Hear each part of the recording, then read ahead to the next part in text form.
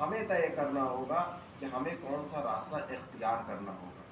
اس لیے اللہ نے بھی ارشاد فرمایا ہے کہ میں نے 2 راستے منتخب کیا, میں نے 2 راستے بنائے ہیں. ان 2 راستوں کا اب تمہاری ذمہ داری ہے کہ یا تو کفر اختیار کر لو یا تو میرا شکر کر کے تم اپنے ایک نایاب اور کامیاب بندے بن سکو. لیکن عزیزان گرامی, یہ جو پورا ہمارے درمیان میں 2 مہینے کا محرم اضا آتا ہے, یہ ایام غم, یہ ماہ محرم, یہ سیاہ لباس کا ملبوس کرنا, یہ فرش اضا پر آنا, اس سے پہلے بھی میں نے عرض کیا تھا, پھر میں کہہ رہا ہوں, کیا صرف مجلس میں شرکت کر لینا ہی کا انعام مقصد حسین تھا؟ صرف تبرک اور نیاز تقسیم کر لینے کا نام ہی مقصد حسین تھا؟ صرف عزاخانہ سجا لینا کا انعام مقصد حسین تھا؟ حسین کا مقصد کیا تھا جو مدینے سے اپنا گھر چھوڑ کر کربلا گئے؟ حسین کا مقصد کیا تھا؟ اگر یہ کہیں کہ حسین کا مقصد تھا نماز بچانا, حسین کا مقصد تھا روزہ بچانا, حسین کا مقصد تھا حج بتانا, تو کیا مدینے میں رہ کر حسین مقصد دین, مقصد روزہ, مقصد حج کو نہیں بچا سکتے؟ اگر حسین چاہتے تو مدینے میں رہ کر بھی نماز کو بچا سکتے تھے. تو یہاں پہ یہ نہیں کہہ سکتے کہ حسین صرف اور صرف نماز بچانے کے لیے گئے, صرف اور صرف روزہ بچانے. ہاں, نماز بھی بچائی, یہ لفظ بھی لگائیں گے. حسین نے مدینہ چھوڑ کر نماز بھی بچائی, روزہ بھی بچایا, حج بیت اللہ بھی بچایا, لیکن صرف نماز نہیں بچائی, صرف روزہ نہیں بچایا, بلکہ حسین نے مدینہ چھوڑ کر سب سے پہلے انسانیت بچائی, انسان کو بچایا. کیونکہ یزید جس شراب میں, جس غوطے میں مبتلا تھا, اس کا منصوبہ یہی تھا کہ ایک دوسرے کو قتل و غارت کرے, ایک دوسرے کو قتل کرے, شراب کو عام کر دیا جائے, نماز کو بند کر دیا جائے, انسان کا خون کا پیاسا بنا دیا جائے. لیکن حسین نے یہ سارے منصوبے پر پانی پھینک دیا. اب ہم نے حسین کے نام پہ فرش اعضا بچھا لیا, مجلس اعضا برپا کر دی. اور حسین کا مقصد کیا تھا؟ حسین ہم سے چاہتے کیا تھے؟ حسین نے شب عاشور ذبح ہونے سے پہلے, شہید ہونے سے پہلے ایک نعرہ بلند فرمایا. کون سا نعرہ؟ حل من ناصر ینصرنا, کون ہے جو میری مدد کو آئے. یہ حسین کو سن 61 ہجری کا جو نعرہ تھا, یہ صرف کربلا کے ہی میں میدان میں دفن نہیں ہو گیا تھا, یا صرف کربلا کے شہیدوں کے لیے نہیں تھا, بلکہ حسین کا یہ نعرہ آنے والے قیامت تک کے لیے تھا کہ کون ہے جو میری نصرت کرے. اب اس زمانے میں ہمارا موجود ہونا نہیں تھا, اب ہم حسین کی نصرت کیسے کریں؟ آپ الحمدللہ زیارت عاشورہ پڑھتے ہیں, زیارت عاشورہ میں ایک فقرہ پڑھتے ہیں, یا لیتنی کنت معکم, کاش کہ حسین ہم آپ کے ساتھ کربلا میں ہوتے. یہ جو دعا مانگ رہے ہیں, یا لیتنی کنت معکم, کاش کہ ہم آپ کے ساتھ کربلا میں ہوتے, تو کس بات کی دعا مانگ رہے ہیں؟ کہ امام کے پیچھے صرف نماز ظہرین پڑھ کے مصافحہ کر کے واپس آ جاتے, کہ نماز باجماعت پڑھنے کی دعا مانگ رہے ہیں؟ کہ نہیں, نماز پڑھنے کی دعا نہیں مانگ رہے, بلکہ اس لیے دعا مانگ رہے ہیں کہ حسین ہم آپ کے ساتھ کربلا میں ہوتے تو آپ کے ساتھ دیتے اور شہید ہوتے.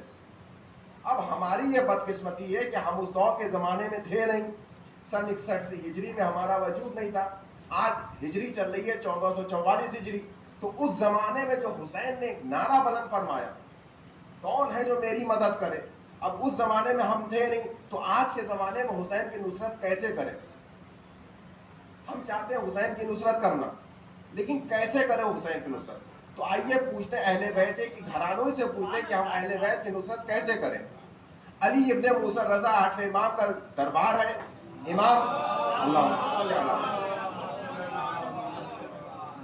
امام اپنے منبر پہ جلوہ افروز. جیسے ہی امام نے سامنے سے دیکھا کہ ایک شخص آتا دکھائی دے رہا, امام اپنی مسند سے بلند ہوئے اور یہ کہتے ہوئے بلند ہوئے, یا دیبل انتا ناصرنا, اے دیبل تم ہمارے ناصر و مددگار ہو. امام خود گئے, دیبل کا بازو پکڑا اور پکڑ کے لائے, اپنے پاس بٹھایا. کیا کہا امام نے؟ یا دیبل انتا ناصرنا, اے دیبل تم ہمارے ناصر و مددگار ہو. اب میں نے جب تاریخ میں دیکھا کہ دیبل نے آخر کون سا ایسا کام کر لیا کہ امام نے ان کو دیبل کو اپنا ناصر و مددگار کہہ دیا. اب جب ہم نے کتابوں کو پڑھنا شروع کیا تو دیویل نے نہ کوئی جنگ لڑی، دیویل نے نہ کبھی امام کے ساتھ کوئی تلوار اٹھائی، دیویل نہ کوئی جہاد کرنے گئے، پھر بھی امام ان کو اپنا ناصر و مددگار کہہ رہا ہے. تو جب تاریخ پڑھنا شروع کی تو دیویل کی ساری باحیات میں پوری زندگی میں نہ کوئی جنگ ملی، نہ کوئی جہاد ملا، نہ کوئی تلوار اٹھی. دیویل نے ساری زندگی غم حسین میں روئے ہیں اور رلایا ہے، یعنی ترویج حسین کیا ہے، حسین کی مظلومیت کو بیان کیا ہے. حسین کی مظلومیت کو بیان کرنا امام نے ان کا اپنا ناصر و مددگار کہا ہے.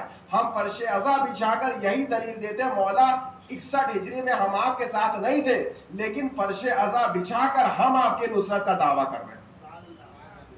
ہم آپ کی اچھا اس زمانے کی جو نصرت کری گئی ہے، جو امام کے ساتھ شہید ہوئے 72 شہداء تھے، جو 72 شہید تھے، یہ ان کا درجہ بہت بلند تھا، ان کا درجہ بہت بلند تھا. کیا پورے مکے و مدینے میں صرف 72 لوگ تھے کہ جنہوں نے اللہ نے جو 72 چنے ہیں؟ کیا اس کے علاوہ اور کوئی بشر دنیا میں نہیں تھا، مکہ مدینے میں نہیں تھا؟ تھے، لیکن یہ 72 کا مرتبہ دکھانا تھا. یہ 72 کا مرتبہ کیا ہے؟ اس زمانے میں جو امام حسین علیہ السلام کے ساتھ کربلا کے میدان میں شہید ہونے کے لیے گئے ان کو کہا جاتا ہے ناصر حسین. توجہ کیا ذرا کرام، ان کو کہا جاتا ہے ناصر حسین. وہ امام کے ساتھ گئے نصرت کرنے اور شہید ہوئے، نصرت کری اور شہید ہو گئے. اب اس زمانے کے جو شہید تھے ان کو ناصر حسین کہا گیا. اب ہم بھی تو امام کی آج فرش عزا بچھا کر نصرت کر رہے ہیں، مجلس کے ذریعے سے، نوحہ خوانی کے ذریعے سے، انجمن کے ذریعے سے، تبرک کے ذریعے سے یا سوشل میڈیا کے ذریعے سے. جس طریقے سے بھی انسان امام حسین علیہ السلام کا نام لے رہا ہے وہ نصرت کر رہا ہے. تو جو کربلا میں شہید ہو گئے ان کا رتبہ بہت بلند تھا. آج جو ہم نصرت کر رہے ہیں تو ہمارا رتبہ کیا ہے؟ دیکھیے اس زمانے میں جو نصرت کری گئی تو انہوں نے اپنی جان بھی قربان کری، اور آج جو نصرت کر رہے ہیں یہ بھی امام کی نصرت کر رہے ہیں. مجلس اعضاء کے ذریعے سے، مجلس میں شرکت کے ذریعے سے، تبرک تقسیم کر کے، پیشخانی کے ذریعے سے، مرثیہ خوانی کے ذریعے سے، انجمن کے ذریعے سے، نوحہ خوانی کے ذریعے سے، جس طریقے سے بھی ترویج حسین کر رہے ہیں یہ ہم امام کی نصرت کر رہے ہیں. تو اس زمانے کے شہیدوں کو کہا گیا ناصر حسین، آج کے زمانے کے ناصروں کو کہا گیا عزادار حسین. عزادار حسین، ہم حسین کے عزادار ہیں. لیکن ان کا جو مرتبہ ہے وہ مرتبہ ہر کسی کو نہیں مل سکتا کیونکہ وہ ان کا مرتبہ ہے. یہ صرف میری زبانی نہیں ہے، میں آپ کو حسین کی زبانی سناتا ہوں. حسین نے کیا کہا تھا؟ نانا جو اصحاب مجھے ملے وہ آپ کو نہیں ملے. پھر بھائی سے کہا بھیا حسن جو اصحاب مجھے ملے وہ آپ کو نہیں ملے. پھر مولا کائنات سے کہا بابا جو اصحاب مجھے ملے وہ آپ کو نہیں ملے. نانا سے بھی یہی بات بولی، بھائی سے بھی یہی بات بولی اور بابا سے بھی یہی بات بولی. جو اصحاب آپ کو ملے، جو اصحاب مجھے ملے وہ آپ تینوں کو نہیں ملے. اب سلمان کس کے صحابی ہیں؟ ابو ذر کس کے صحابی ہیں؟ سلمان ایمان کے 10ویں درجے پر فائز ہے، ابو ذر 9ویں درجے پر فائز ہے. حسین کہہ رہے ہیں جو اصحاب آپ کو ملے، مجھے ملے وہ آپ کو نہیں ملے. اب آپ یہ بتائیے کربلا کے شہیدوں کا مرتبہ زیادہ ہے یا سلمان کا اصحاب زیادہ ہے؟ کربلا کے شہیدوں کا مرتبہ زیادہ ہے یا ابو ذر کا اصحاب زیادہ ہے؟ حسین کے جتنے بھی اصحاب شہید ہوئے، شب عاشور امام حسین علیہ السلام نے چراغ گل کر کے کیا کہا تھا؟ جو جانا ہے چلا جائے، میں جنت کی بشارت دے رہا ہوں. شرمندہ ہے، اجالا ہے، چراغ کو گل کر دیا، چلو اندھیرے میں چلے جاؤ، میں جنت کی بشارت دے رہا ہوں. وہ جنت میں جائے گا ہی 100%، 100% گارنٹی لے رہے ہیں حسین کہ میں جنت کی بشارت دے رہا ہوں، جسے جانا ہے چلا جائے. تاریخ یہ بتاتی ہے کہ جب حسین نے چراغ کو پھر سے جلایا ہے جتنے اصحاب کھڑے تھے سب اپنی اپنی تلواریں لے کر گردن پہ رکھ لی. کہ مولا آپ جانے کی تو دور کی بات کریے، آپ اگر ایک حکم دے دیں تو میں اپنی تلواروں سے اپنی گردنیں اڑا دوں گا، لیکن جانے کے لیے تیار نہیں ہوئے. لیکن سوال یہ پیدا ہوتا ہے حسین کے دو جملے. ایک طرف تو حسین حل من ناصر ینصرنا کی مدد کے لیے گہار لگا رہے ہیں کہ کون ہے جو میری مدد کو آئے، اور ایک طرف اصحاب سے کہہ رہے ہیں جسے جانا ہے چلا جائے. یہ حسین کی دو باتیں ہو. یا تو مدد کے لیے کسی کو بلاتے نا. اب جب مدد کے لیے بلایا تھا تو پھر اصحاب کو بھیج کیوں رہے تھے؟ یا تو بھیجنا نہیں چاہیے تھا، اگر بھیج رہے تھے تو پھر بلانا نہیں چاہیے تھا. یہ دو باتیں امام کی زیبا نہیں دیتی. آخر امام کے کلمات میں حکمت کیا؟ توجہ کیا عزیزان گرامی، یہ معصوم دو باتیں کیوں کہہ رہے ہیں؟ ایک طرف کہہ رہے ہیں جسے جانا ہے چلا جائے، صبح عاشور کہہ رہے ہیں کون ہے جو میری مدد کو آئے. تو یہاں دیکھیے امام کے جملوں میں حکمت ہے. امام بتانا یہ چاہ رہے ہیں کہ میرے اصحاب میں کوئی ایسا ہے نہیں جو مجھے چھوڑ کر چلا جائے، اور ان کے پاس میرا ایک حور ہے جو ابھی دشمن کی طرف ہے، وہ آنے والا ہے. ایک صلوات پڑھے پر محمد وآلہ. تو عزیزان گرامی، حسین کا مقصد ہے فرش عزا، اور جو ہم امام کی نصرت کر رہے ہیں یہ فرش عزا سے کر رہے ہیں. یہ فرش عزا، یہ ماہ محرم، آج پوری دنیا کا آپ جائزہ لے لیجیے، وہ ہلکا سا بھی بیمار ہوتا ہے، فرسٹریشن ہوتا ہے یا کوئی ٹینشن ہوتی ہے تو ڈاکٹر کیا بولتے ہیں؟ اگر میڈیسن دے دی تو دے دی، پھر اس کے بعد یہ کہتے ہیں کہ آپ تھوڑا ہنسا کریے، مسکرایا کریے، تھوڑی محفل سجا لیا کریے، اپنے دوست احباب کو بیٹھا لیا کریے تاکہ آپ خوش رہا کریں، آپ اچھے رہیں گے، تندرست رہیں گے. کیوں؟ کیونکہ آپ کی بیماری ہے، آپ کی ٹینشن زیادہ ہو گئی ہے، ہیڈ ایک زیادہ ہے. آپ مسکرایا کریے، ہنسا کریے. لوگ پیسہ خرچ کر رہے ہیں ایک مسکراہٹ لانے کے لیے. اگر صاحب حیثیت ہوئے تو لکھنؤ سے باہر چلے گئے، اور صاحب حیثیت ہوئے اور دوسری جگہ چلے گئے، اور صاحب حیثیت ہوئے تو انڈیا سے باہر چلے گئے. کیوں؟ آج پوری دنیا لاکھوں روپے خرچ کر رہی ہے صرف ایک ہلکی سی مسکراہٹ کے لیے. پوری دنیا لاکھوں روپے خرچ کر رہی ہے صرف ایک ہلکی سی مسکراہٹ کے لیے. یہ واحد ایک ایسی قوم ہے جو لاکھوں روپے خرچ کرتی ہے صرف رونے کے لیے. لاکھوں روپے خرچ کر دیتی ہے صرف رونے کے لیے. پوری دنیا ہنسنے کے لیے لاکھوں روپے خرچ کر رہی ہے. یہ شیعہ ایک ایسی واحد قوم ہے جو لاکھوں روپے خرچ کرتی ہے صرف گریہ کرنے کے لیے. گریہ کرنے سے کیا ملتا؟ جنت کی لالچ ہے کہ رو لیں گے جنت مل جائے گی.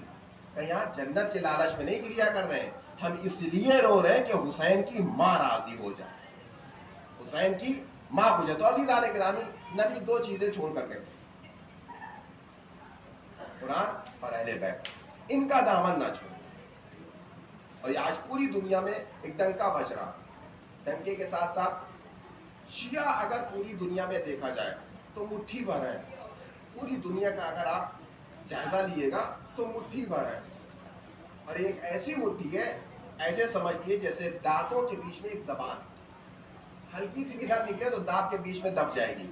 یہ ہے شیعہ قوم.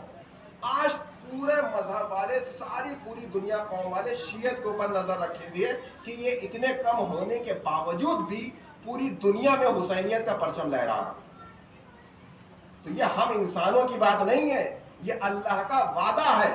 اللہ کا وعدہ ہے. اللہ نے خود ارشاد فرمایا حل جزاء الا الاحسان، احسان کا بدلہ سوائے احسان کے کچھ اور نہیں ہو سکتا. حسین نے اللہ کے دین کی شریعت کو، اسلام کو بچانے کے لیے حسین نے سب کچھ دے دیا. جس حسین نے اپنا سب کچھ دے دیا، اب اس اللہ کی ذمہ داری ہے کہ حسین کی عزاداری کو قیامت تک باقی رکھے. اب یہ اللہ کی ذمہ داری ہے. وہ یہ بھی غرور نہ کرے کہ فرش عزا میری وجہ سے، مجلس میری وجہ سے، عزاداری میری وجہ سے. جب ہم نہیں تھے تب بھی عزاداری تھی، جب ہم نہیں ہوں گے تب بھی انشاءاللہ عزاداری رہے گی، کیونکہ یہ اللہ کا وعدہ ہے. ایک صلوات پڑھے بر محمد. لیکن عزیزان گرامی، بات آئیے تو آپ کے سامنے عرض کرتا چلے. آج اپنے ہی مذہب کی میں بات کر رہا ہوں، کسی غیر مذہب میں جانے کی ضرورت ہی نہیں ہے، کیونکہ اپنے مذہب میں بھی کچھ اب ایسے آ گئے ہیں، اب ہمیں غیروں کو جواب نہیں دینا پڑ رہا، اپنوں کو جواب دینا پڑ رہا. اب ہمیں اپنوں کو جواب دینا پڑ رہا ہے. کیا؟ جیسی ایام ازا آتا ہے رات رات بھر شب داری میں لگے رہتے ہیں یہ لوگ. کوئی کام دھندا ہے ہی نہیں کسی کے پاس، کوئی کام وام ہے ہی نہیں، بس یہ لوگ محرم آیا اور شب داری میں لگ گئے، انجمن میں لگ گئے، نواخانی میں لگ گئے، کوئی کام دھندا رہ نہیں گئے. یہ غیر نہیں کہہ رہے، اب یہ اپنے کہتے ہیں، یہ اپنے کہہ رہے ہیں. تو اگر آپ کو اعتراض کرنا ہے تو ہمارے اوپر اعتراض نہ کریے، اگر یہی آپ کا اعتراض ہے کہ ہم شبیداری میں جاتے ہیں، انجمن بازی کرتے ہیں، نوحہ خوانی میں کر رہے ہیں، رات بھر انجمن جا رہے ہیں، تو اعتراض کرنا ہے تو ہمارے اوپر نہ کریے. یہ اعتراض اگر کرنا ہے تو سب سے پہلے اللہ پہ کریے، کیونکہ اللہ نے سب سے پہلے انجمن نکالی ہے. دلیل دوں گا آپ کے سامنے انشاءاللہ، آپ پر توجہ کریں، محظوظ ہوں گے. سب سے پہلی انجمن اللہ نے نکالی ہے حسین کے نام کی. توجہ کیا جانے کے نام. اب میں آپ کے سامنے دلیل دیتا ہوں. اعتراض کرنا ہے تو اللہ پہ کریے. امام حسین علیہ السلام کی ولادت ہوئی.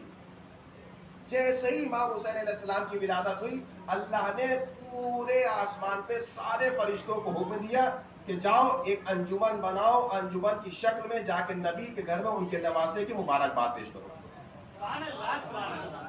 یعنی اللہ نے سارے فرشتوں کی ایک انجمن بنائی، اور اس انجمن میں نوحہ خان بنایا سردار ملک حضرت جبریل کو. جبریل کی قیادت میں ساری انجمن آسمان سے چلی، نبی کے گھر پر آئی ان کے ولادت کی مبارکباد دینے. وہ زمانہ اس زمانے کا تھا کہ حسین کی مبارکباد پیش کرنے کے لیے آئے. آج کا زمانہ یہ ہے کہ وہ مبارکباد پیش کرنے کے لیے انجمن فرشتوں کی آئی، اور ہم یہ کرتے ہیں کہ حسین کے غم میں حسین کے غم کی ترویج کرنے کے لیے انجمن نکالتے ہیں. اب جب فرشتوں کی انجمن چلی، کون لے کر آ رہا ہے؟ اچھا، جو فرشتے آئے تھے، اللہ نے کسی بھی فرشتے کو ابس خلق نہیں کیا. یہ نہیں کیا کہ فلاں فرشتے کو خلق کر دیا، اس سے کہا تم بیٹھے رہو، جب تم سے کام ہوگا لیا جائے گا، لیکن تم ابھی ایسی فارغ بیٹھے رہو. اللہ نے کسی فرشتے کو فارغ نہیں بیٹھایا، کسی نہ کسی عبادت کے لیے خلق کیا. کوئی سجدے میں تو کہا تم سجدہ کرتے رہو، میری تسبیح کر رہے ہو تو بس. ہر فرشتے کو اللہ نے اپنی عبادت کے لیے خلق کیا. اب آپ یہ بتائیے کہ جب امام حسین علیہ السلام کی ولادت کی مبارکباد دینے کے لیے بھیجا ہوگا تو اللہ نے فرشتوں سے اپنی عبادت چھڑوائی ہوگی کہ نہیں چھڑوائی ہوگی؟ اللہ نے فرشتوں سے اپنی عبادت چھڑوا کے حسین کے گھر پہ بھیجا ہے. جب فرشتوں سے عبادت چھڑوا سکتا ہے تو حسین کے نام پہ ہم اپنا کام نہیں چھوڑ سکتے ہیں. ایک سلمان پڑھے پر محمد و آل محمد. وہ عبادت چھڑوا تو حسین کے در پہ جاؤ. چلے سارے فرشتے، واقعہ آپ کے سامنے، بس آپ کے ذہن کو تھوڑا متصل کرنا. اب پورے فرشتوں کی جوخ در جوخ پوری انجمن چلی. اسی ایک خرابے میں جب آئے تو دیکھا ایک بیچارہ پطرس عطاب الہی کا شکار تھا، بالوں پر چھن گئے تھے اور پڑا ہوا تھا. جب اس نے دیکھا کہ سارے فرشتے کہاں، جبریل کہاں، قیامت آ گئی، کیا آخر کیا بات ہے، سب لوگ جنت چھوڑ کے کہاں چلتے چلے آ رہے. تو جبریل نے کہا ہے کہ حسین کی ولادت ہوئی ہے، اللہ کا حکم ہوا ہے، ہم ان کے نانا کو، رسول کو مبارکباد پیش کرنے جا رہے ہیں. پطرس نے سوچا موقع اچھا ہے، بہتی گنگا میں ہاتھ دھو لو. بہت موقع اچھا ہے کہ چلو بس. اچھا، یہ پطرس کب سے برسوں سے پڑا ہوا تھا، برسوں سے پڑا ہوا تھا. دعا اگر مانگ بھی رہا ہوگا یا نہیں بھی مانگ رہا ہوگا اس کا ایک الگ بات ہے. اگر مانگ بھی رہا ہوگا تو اللہ نے کیوں نہیں عطا کیا اس کو بالوں پر؟ اگر نہیں مانگ رہا تھا تو اب تک دعا کیوں نہیں مانگی؟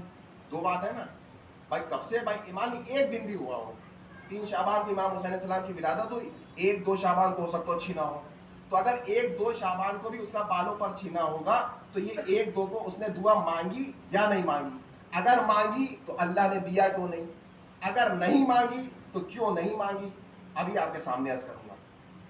اب جب سارے فرشتوں کو حکم ملا کہ جاؤ تو پطرس نے بھی کہا مجھے بھی لیتے چلو. پطرس نے ایک لمحے کے لیے سوچا نہیں. جیسے ہی جبریل نے کہا کہ حسین کی ولادت کی مبارکباد پیش کرنے جا رہا ہوں، فوراً ہی پطرس نے کہا مجھے بھی اپنے ساتھ لیتے چلو. بھائی میں کہوں گا سوچا کیوں نہیں کہ اللہ نے ایک ایسی ناراض ہو کر ہم سے بالوں پر چھین لیا ہے، کہیں اور نہ غصہ ہو جائے کہ ہماری جان ہی نہ لے لے. پطرس نے سوچا ہوگا کہ نہیں سوچا ہوگا؟ اس نے کچھ نہ سوچا، بغیر سوچے سمجھے اتنا کہہ دیا مجھے بھی اپنے ساتھ لیتے چلو. اے پطرس تم نے سوچا کیوں نہیں؟ کہ سوچتا اگر تو اسی خرابے میں اب تک پڑا رہتا، کوئی مجھے لے بھی نہ جاتا. اب ہم پر یہی اعتراض ہوتا ہے کہ ان کو دیکھیے سال بھر نہ جانے کتنے گناہ کرتے رہتے ہیں. دیکھیے گناہ کرنا یہ ہمارا فعل ہے، لیکن جب سچے دل کے ساتھ فرش ازا پر حسین کے آ جائیں گے، اب یہ حسین کی ذمہ داری ہمارے گناہوں کو کیسے مٹانا ہے. اب یہ حسین کی ذمہ داری ہے. اب جب کہا کہ ہمیں بھی ساتھ لیتے چلیے، چلو بھائی چلو. سب جا رہے تم بھی جو اٹھایا سب نے لے کر چلے. سب فرشتے قطار لگا کر آئے نبی کے دروازے پر. نبی کو سلام کیا، جواب سلام ملا. جب سارا معاملہ ہو نے مبارکباد پیش کر دی تو اس کے بعد جبریل نے کہا کہ ایک فرشتہ ہے عطاب الہی کا شکار ہو گیا تھا، اللہ نے بالوں پر چھین لیا اس سے، تو کیا چاہیے بتاؤ؟ کہا بالوں پر دعا کر دی، بالوں پر. تو اس رسول نے کچھ نہیں بولے. جب جبریل نے کہا بالوں پر چھین چکے ہیں، اسے بالوں پر عطا کر دیے، تو وہاں پر رسول اللہ نے کچھ نہیں بولے. حالانکہ رسول کی آغوش میں حسین موجود ہیں، سارے فرشتے آ کر مبارکباد دے رہے ہیں. رسول اللہ نے نہ اس کے جسم سے مس کیا، نہ اس کے ہاتھوں سے مس کیا، نہ حسین کو اس سے مس کیا، بلکہ اشارہ کیا ایک جھولے کی جانب سے، اشارہ کیا ایک جھولے کی جانب سے. جبریل اس فدرس کو پکڑ کر لائے، اٹھا کر لائے اور حسین کے جھولے سے مس کر دیا. جیسے ہی حسین کے جھولے سے مس کیا، اب ہمیں نہیں پتا وہ لکڑی کا جھولا تھا، چاندی کا تھا، سونے کا تھا، ہیرے کا تھا، شیشے کا، جیسا بھی تھا حسین کے نام کا جھولا تھا.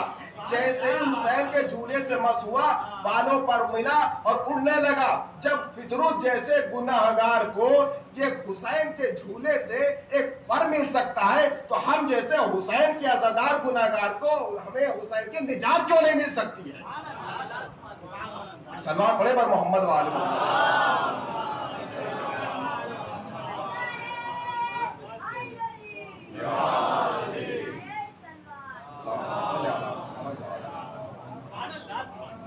حسین کے عزادار ہیں، ہمیں کیوں جو نجات مل جائے گی؟ اب جب مل چکیا، ڈیوٹی تھی ختم ہو گئی. سارے فرشتوں کو جو آئے تھے سب اسی لیے تو آئے تھے کہ نبی کو مبارکباد پیش کریں گے. اب جب ملی تو سب کے سب واپس چلے گئے، سارے فرشتے واپس گئے، اپنی اپنی ڈیوٹی پہ لگ گئے.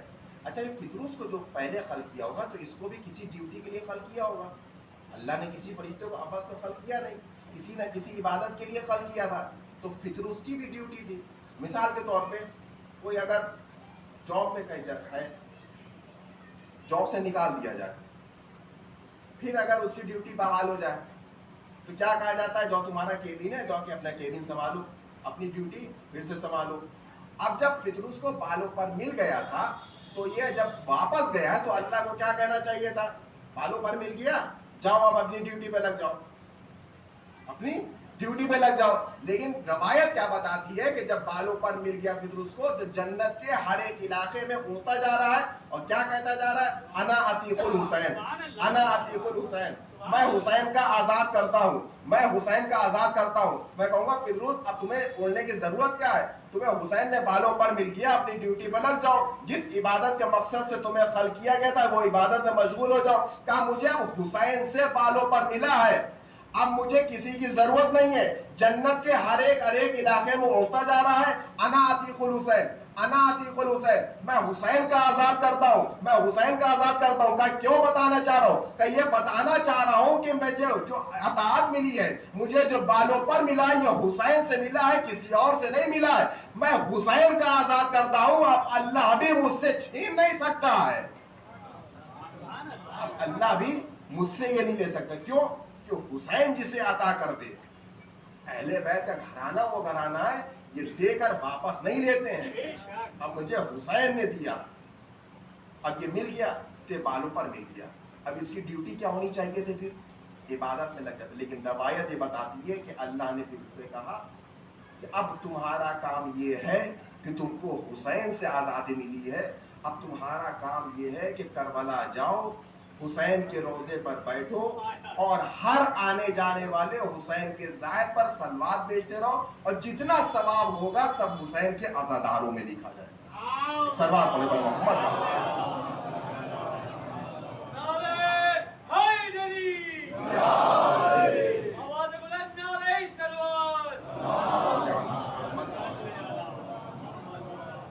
حسین کی عزاداروں میں یہ حسین کے زائر کی عظمت.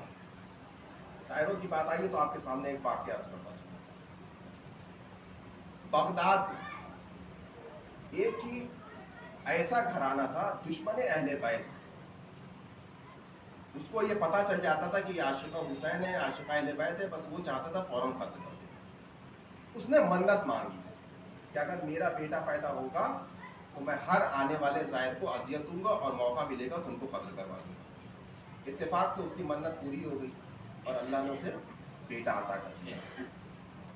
جب بیٹا جوان ہوا، ظاہر سی بات ہے چھوٹا بچہ تھا، جیسے بچے کو تربیت دی جاتی ہے بچہ اسی تربیت کے بنا پر پیدا ہوتا ہے، بڑا ہوتا ہے، پرورش ہوتی ہے.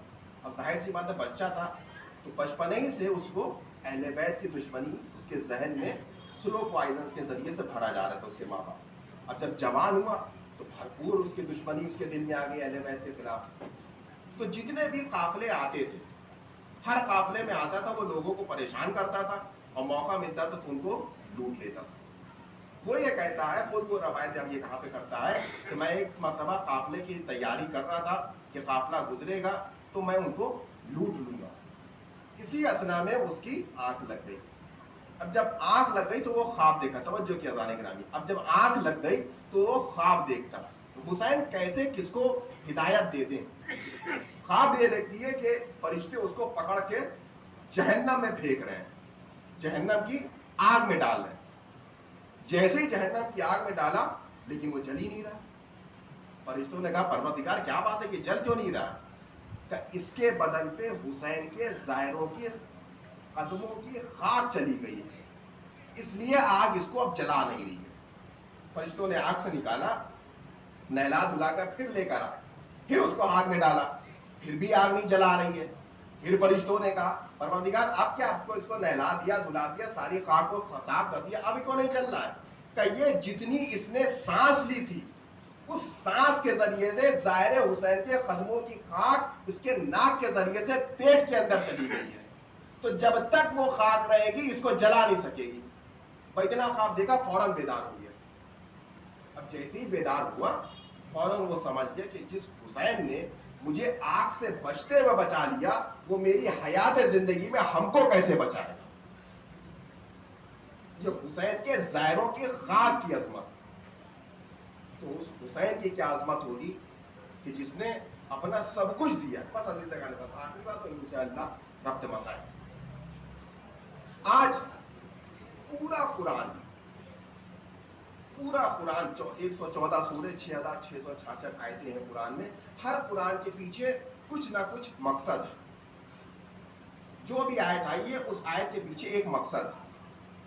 جیسے آئے مودت قل لا اسألکم علیہ اجر الا المودۃ فی القربى، یہ اسے آئے مودت کہتے ہیں. اس آیت کا مقصد کیا تھا کہ جب نبی نے دشواریوں سے پریشانیوں سے اسلام کو پھیلانا شروع کیا، پتھر مارے جاتے تھے لیکن اللہ کا نبی اسلام پھیلاتا تھا، کانٹے بچھائے جاتے تھے لیکن اللہ کا نبی اسلام کے پرچم کو لہراتا تھا.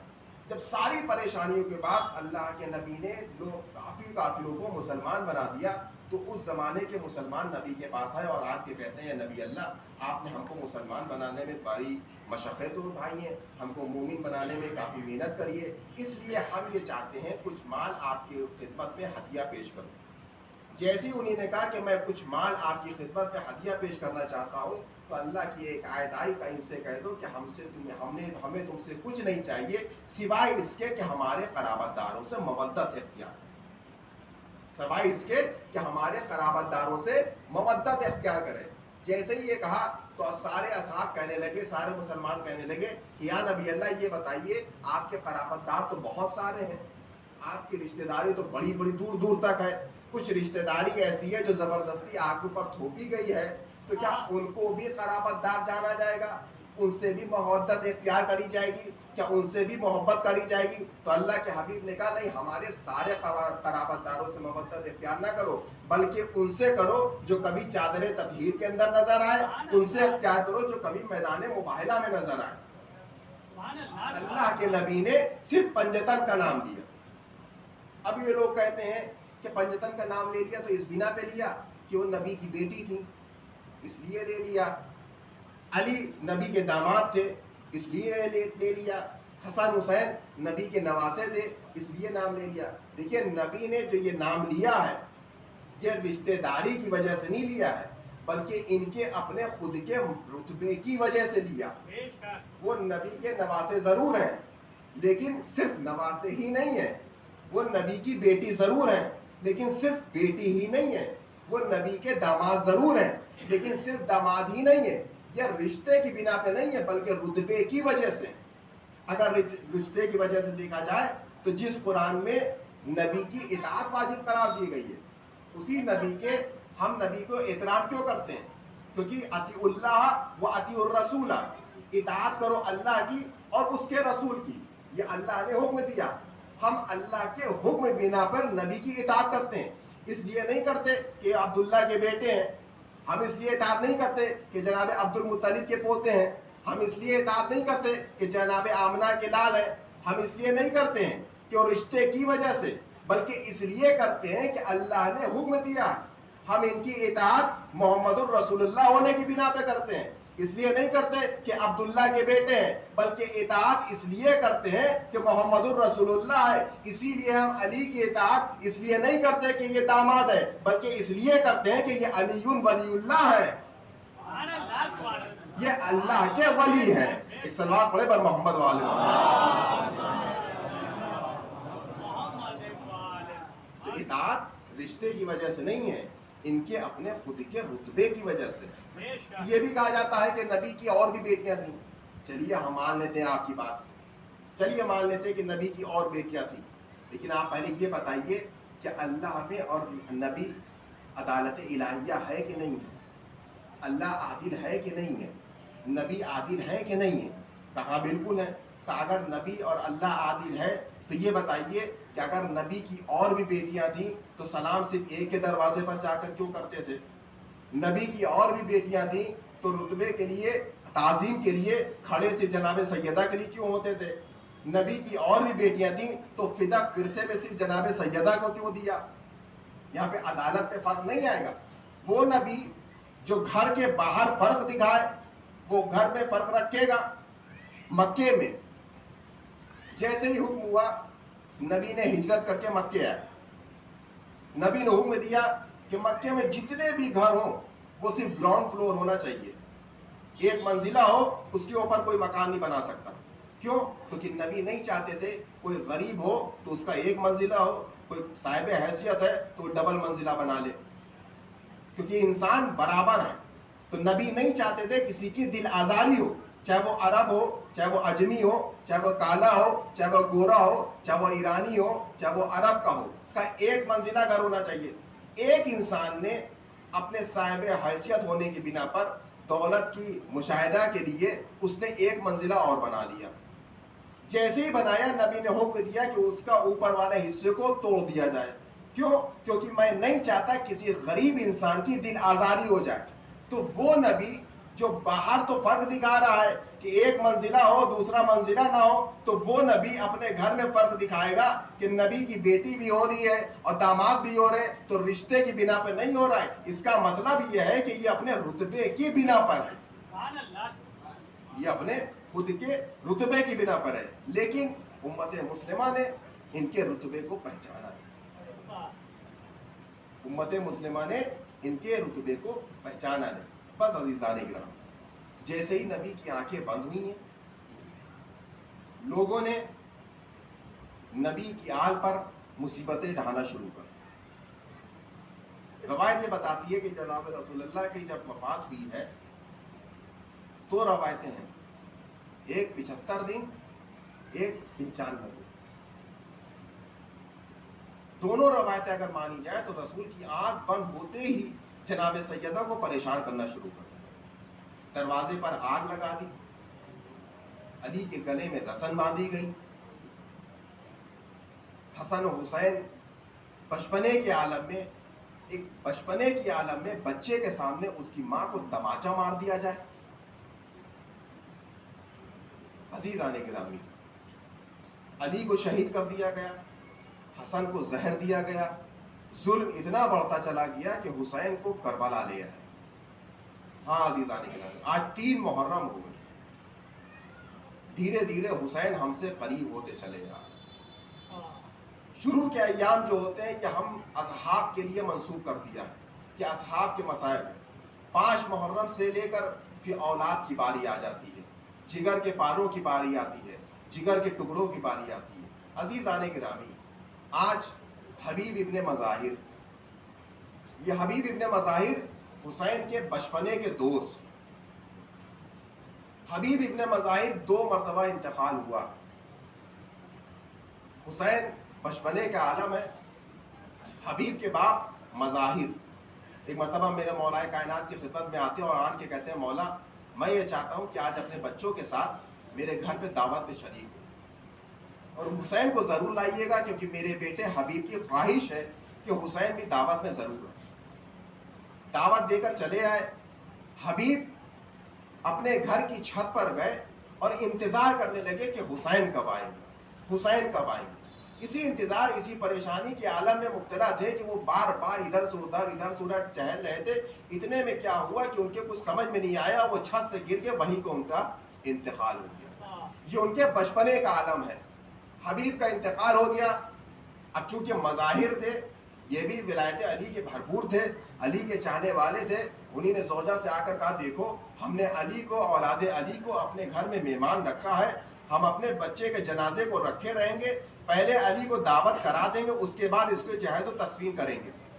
جیسے ہی گھر میں داخل ہوئے حسین نے سب سے پہلا جملہ کہا میرا دوست حبیب کہاں، میرا دوست حبیب کہاں. لیکن مظاہر نے بات کو آناکانی کر کے بات کو ٹال دیا اور وقت گزرا. لیکن حسین جیسے ہی تشت پہ بیٹھے، کھانا کھانے کے لیے بیٹھے، اتنا جملہ کہا کہ حبیب نے مجھے بلایا ہے، میں اس وقت تک کھانا نہ کھاؤں گا جب تک حبیب میرے سامنے نہ آ جائے. میں کھانے کا ایک لقمہ بھی نہ کھاؤں گا جب تک حبیب میرے سامنے نہ آ جائے. جب مظاہر سے یہ تاب نہ آ سکا اور آنکھوں سے اشک جاری ہونے لگے، ایک مرتبہ کہا مولا حبیب کا ایسا عالم تھا، وہ چھت سے گر گیا، اس کا انتقال ہو گیا. ایک مرتبہ میرے حسین نے کہا میرے دوست کے پاس مجھے لے کر چلو. حسین نے ہاتھوں کو بلند فرمایا اور کہا بابا میں دعا کرتا ہوں آپ آمین کہیے گا.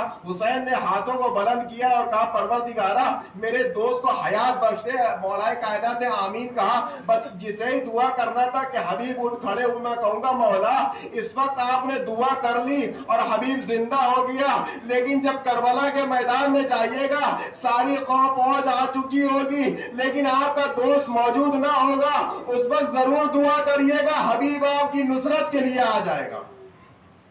ہاں عزیزان گرامی لیجئے، فوج اشقیہ بھی آنے لگی.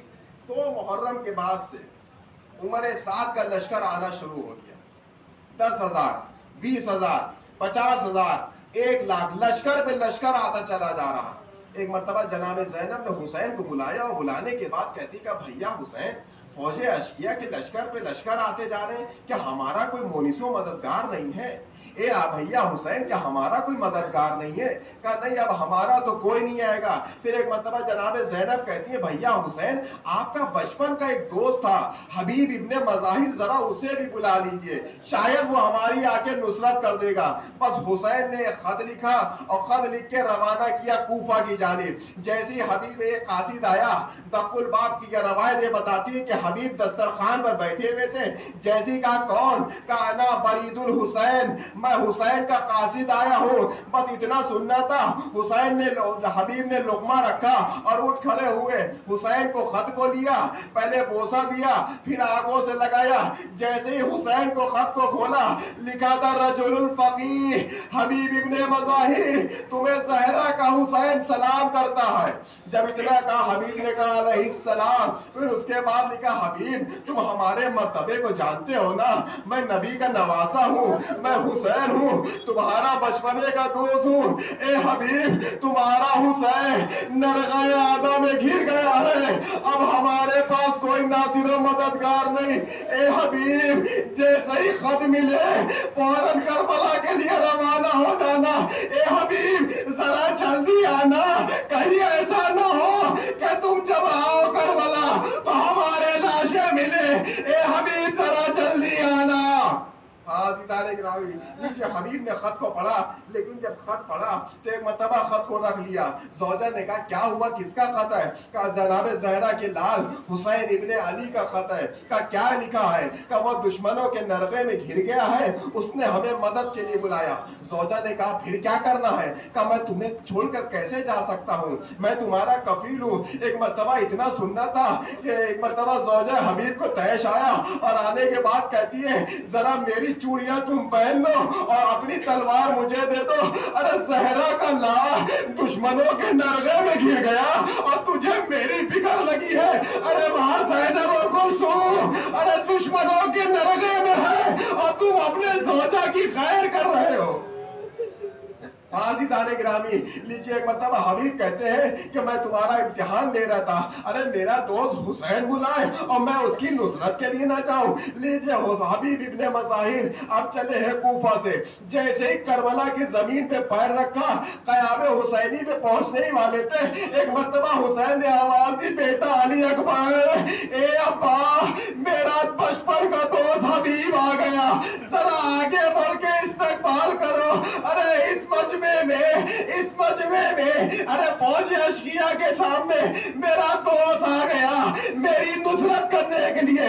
جیسی قریب آئے حبیب کو گلے سے لگایا. ایک مرتبہ جیسی زینب کے کانوں میں خبر گئی کہ کوئی آیا ہے فضہ سے پوچھا ذرا دیکھو کون آیا. فضہ در خیمہ پر آئی اور آن کے دیکھا کہ حبیب آئے ہیں. فضہ نے جا کر زینب کو بتایا کہ اے زینب لگتا ہے حسین کا دوست حبیب آیا ہے. اتنا سننا تھا کہ جاؤ فضہ حبیب سے کہہ دو زینب نے سلام بس آخری نماز تو خر دعا. ایک مرتبہ کہا فضہ حبیب سے کہہ دو زینب نے سلام بھیجا ہے. فضہ در خیمہ پر آئی اور آن کے کہا اے حبیب زینب نے سلام کہا. جیسے ہی کہا زینب نے سلام ارے حبیب نے اپنے کو زمین کربلا پہ گرایا اور کہا پروردگارا ارے اہل بیت پہ یہ کیا کرم ہو گیا کہ شہزادی کی بیٹی اس غلام کو سلام بھیجتی ہے. ہاں آزادارو لیجیے فوج پہ فوج آنے لگی. جب 10 محرم کا دن آیا سب نے ایک مرتبہ اجازت مانگی لیکن جب حبیب آئے ایک مرتبہ حسین نے کہا اے حبیب ارے تم میرا بچپن کے دوست میرا دل نہیں چاہتا کہ تمہیں بھیجوں لیکن یہ مشیت الہی ہے. لیجیے حبیب کو جیسے ہی بھیجا ارے ادھر سے فوج اشقیہ نے تیر مارے. ایک مرتبہ آواز دی اے میرے بچپن کے دوست ارے مجھے معاف کرنا.